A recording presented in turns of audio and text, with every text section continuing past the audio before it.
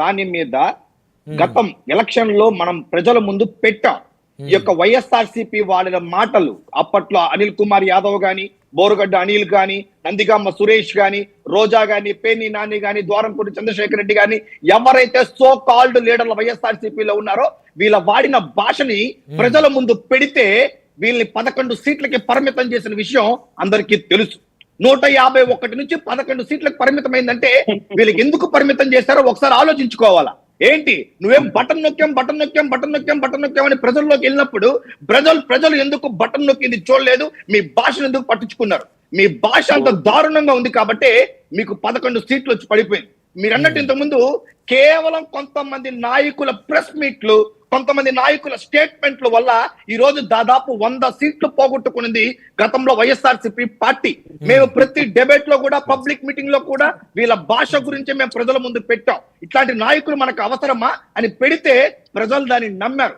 ఈ ప్రాసెస్ లో తెలుగుదేశం నాయకులు మాట్లాడిన మాటలు ప్రజలకు తెలుసు, పవన్ కళ్యాణ్ గారు మాట్లాడిన మాటలు కూడా ప్రజలకు తెలుసు, వైఎస్ఆర్సీపీ మాట్లాడు కూడా ప్రజలకు తెలుసు. సో ఎవరు ఏ నేపథ్యంలో మాట్లాడినప్పుడు పవన్ కళ్యాణ్ గారు ఆ రోజు తాట తీస్తా, తోలు తీస్తా, చొప్పు తీసి కొడతా అన్న నేపథ్యంలో ప్రజలు దాన్ని నమ్మారు కాబట్టి ఈ రోజు 164 సీట్లు ఇచ్చారు. బోత్స డీకే అని చెప్పినా, ఇంకొక మాట్లాడినా ప్రజలు దాన్ని కరెక్టే, మీరు అన్న నేపథ్యంలో తప్పు లేదు అని భావించారు కాబట్టి 164 సీట్లు ఇచ్చారు. మరి మీరు మాట్లాడిన సుభాషితాలు వేద పండితులు అన్నట్టయితే మీకు 175 సీట్లు వచ్చుండాలి కదా. సో భాష గురించి వీళ్ళంత తక్కువ మాట్లాడితే అంత మంచిది. అంటే ఇప్పుడు కాదు, అంటే మీకు ఎక్కువ సీట్లు ఇచ్చారని మీ నాయకులు మాట్లాడిన మాటలు కరెక్ట్ అంటారా సార్? ఇప్పుడు నేపథ్యమే ముఖ్యం ఎప్పుడు కూడా. ఇప్పుడు నేను ఇంత ఫ్రస్ట్రేట్ కాను, నేను గట్టిగా మాట్లాడను, బట్ ఈ డిబేట్ లో ఎవరైనా నా అపోనెంట్ మాట్లాడిన మాటలు బేస్ చేసుకుని నా రియాక్షన్ ఉంటుంది. So everything based on the period of time ఆ నేపథ్యంలోనే జరుగుతుంది.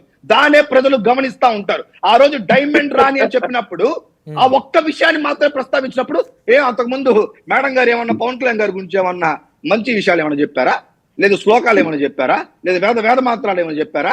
వాళ్ళ తల్లిని, వాళ్ళ బిడ్డల్ని ఎట్లా మాట్లాడారో ప్రజలు ఆ నేపథ్యం కూడా చూశారు.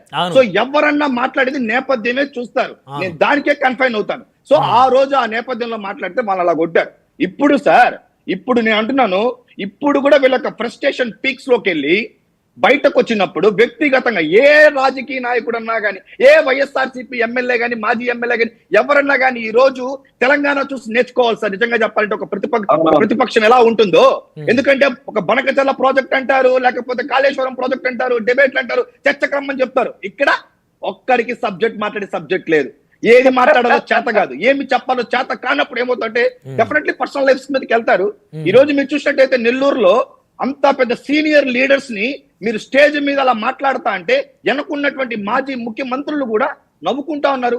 ఇది మీ క్యారెక్టర్స్, ఇది మీ యొక్క థాట్స్ అని ప్రజల ముందు మేము అప్పుడు పెట్టాం, ఇప్పుడు పెడతాం. నాకు తెలిసి మొన్నటి వరకు నేను మీ డిబేట్స్ లోకి వచ్చినప్పుడు జగన్మోహన్ రెడ్డి గారికి సార్ చాలా బలమైన నాయకుడు సార్, మనం తక్కువ అంచనా వేయకూడదు సార్, ప్రజలు 40% దాకా ఆయనకి నమ్మారు సార్. నిజంగా చెప్పాలంటే నేనైతే ఆయన యాజ్ ఎ జనసేన నేను మహేష్ పర్సనల్ గా ఆయన తక్కువ చెయ్యను సార్ అన్నప్పుడు మీరు అన్నారు, ఏంటండి మహేష్ గారు మీరు అందరూ కూడా ఆయన పని అయిపోయిందంటే మీరు అలా అంటారు. ఏంటంటే లేదు సార్, ఆ రెస్పెక్ట్ మనం ఇవ్వాలి సార్, 11 సీట్లు ఆయనకు వచ్చింది సార్, 40% ఓటు వచ్చింది సార్ అంటారు. నేను అంటాను, ఈ దెబ్బతో ఆ 40% ఓటు కాస్త 11%కి పడిపోయింది. ఈరోజు చెప్పాలంటే మీరు నిజంగా చెప్పాలంటే మీరు చేసే డ్యామేజ్ మామూలు డ్యామేజ్ కాదు. జగన్మోహన్ రెడ్డి గారి పేర్ని నాని, అంబటి రాంబాబు, లేకపోతే వీళ్ళు వచ్చి పెట్టే ప్రెస్ మీట్ల వల్ల రోజుకి గతంలో 2-3% ఓట్లు పడిపోయినాయి. ఈ రోజు వీళ్ళు ఏదైతే ఈ యొక్క 3 రోజుల్లో ఒక ముగ్గురు ఎవరైతే మాట్లాడారో డెఫినెట్లీ లాస్ అవుతుంది. మీరు రోజా గారు తీసుకొచ్చారు, మా నగిరి నియోజకవర్గం తీసుకొస్తారు. బికాస్ నేను ఇక్కడ పని చేస్తున్నాను కాబట్టి నాకు తెలుసు. మీరు ఈ రోజు గాలి కుదిలేసిన గాలి నా కొడుకులు అంటారు. మీరు నగిరిని గాలి కుదిలేశారు కాబట్టి ఈ రోజు వేరే వాళ్ళకి ఈ రోజు ఇక్కడ గాలి భానుప్రకాష్ గారు ఎమ్మెల్యే అయ్యారు. అక్కడ గాలేరు నగరి ప్రాజెక్ట్ ని మీరు గాలి కుదిలేశారు కాబట్టి ఈ రోజు ఇక్కడ గాలి భానుప్రకాష్ గారు గెలిచారు. నిండ్ర షుగర్ ఫ్యాక్టరీ మీరు గాలి కుదిలేశారు.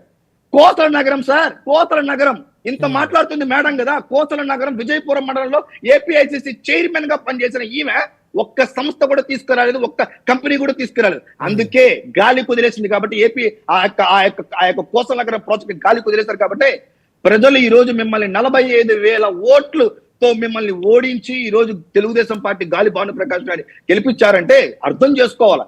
ఇంకా కూడా మనం లైమ్ లైట్ లో ఉండాలా, మీడియా మమ్మల్ని కవరేజ్ చేయాలా, ప్రెస్ మీట్స్ లో మనం ఏదో విధంగా టాపిక్ తీసుకొచ్చి సెన్సేషన్ లో ఉన్నట్టు కుదరదు. మీరు అడ్రస్ చేయండి, చూద్దాం. తల్లికి వందనం ఎందుకు మేము ఆ రోజు ఒక బిడ్డకి ఇచ్చినాము, మీరు ఈ రోజు 2 బిడ్డలకు ఎందుకు ఇస్తారు అడగండి, చూద్దాం.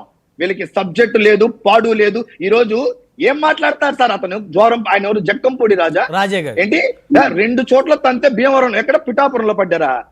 అది పిఠాపురం వాళ్ళు అడగని చెప్తారు పవన్ కళ్యాణ్ గారు ఏంటనేసి.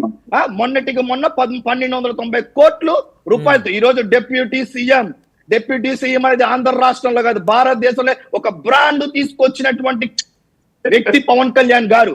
గతంలో వైఎస్ఆర్సీపీలో ఎంతమంది డిప్యూటీ సీఎంలు? టక్కున ఒక పేరు చెప్పండి చూద్దాం. డిప్యూటీ సీఎంలు వీళ్ళు చేసిన హంగామాలు చెప్పండి, వీళ్ళు చేసిన అభివృద్ధి చెప్పండి. ఎందుకు ఏడుస్తారు? మేము మాట్లాడుండొచ్చు, ఎలక్షన్స్ టైంలో మేము మాట్లాడుండొచ్చు. ఎలక్షన్స్ టైంలో మాట ఎక్కువ అవుతుంది ఖచ్చితంగా. ఆ రోజు సందర్భం, ఆ రోజు నేపథ్యం పబ్లిక్ లో ఉన్నప్పుడు అలాగే జరుగుతుంది. ఇప్పుడేంటి ఎలక్షన్స్ ఉన్నాయి? ఇప్పుడు ఎలక్షన్స్ జరుగుతుంది. ఎందుకు పర్సనల్ గా టార్గెట్ చేస్తున్నారు? పర్సనల్ గా ఎందుకు మాట్లాడుతున్నారు? మీరు నిలదీయండి. కూటమి చేసినటువంటి తప్పుల్ని మీరు నిలదీయండి, చూద్దాం. ప్రజల్లో బయట పెట్టండి, చూద్దాం. ఎక్కడో ప్రెస్ క్లబ్ లో, ప్రెస్ మీట్స్ లో కూర్చొని మైకులు ముందు పెట్టినప్పుడు కార్యకర్తలు ఉత్సాహపరచడం కోసం మాట్లాడే మాటలు కాదు. సో ఎంత వరకు కూడా మేము పర్వాలేదులే, వైఎస్ఆర్సీపీ వాళ్ళకు ప్రతిపక్ష పాత్ర